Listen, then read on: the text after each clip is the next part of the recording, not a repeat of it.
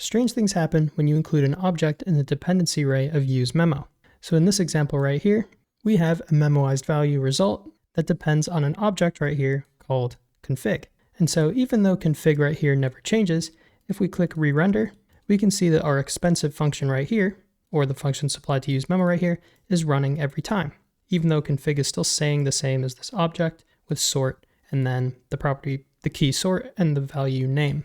And so the reason this is happening is because JavaScript compares objects by reference and not by value. So to demonstrate, say just right here, I'll just log out the comparison of these two objects. We can see right away that what's printed to the console is false. And this is because it is comparing their references and not their values. So what this means is a re-render is essentially calling this function again. So when you call this function again, you're going to reassign an object to config, which means it'll be a different reference, where essentially a brand new object will be created on each render.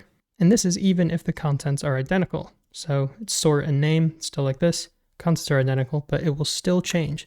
And so React sees the dependency as change, which will cause useMemo to run again. So one option, what you can do here, is you can actually memoize this config object. So now every time this function is called again or re-rendered, useMemo will stay the same with an empty dependency array. So if we click re-render, now we can see that the expensive function logged right here isn't being logged to the console again. And there is also another way, so an even cleaner way, is if you don't really need the object, you can just use a primitive directly. So say what you can do instead of having sort name like this, you can just create a state of name. So we're going to be using a string instead of an object. And then when we provide that in here, it'll be much simpler. So if we click re-render, we can see this isn't running. But if we change the sort, then we can see that it's ran.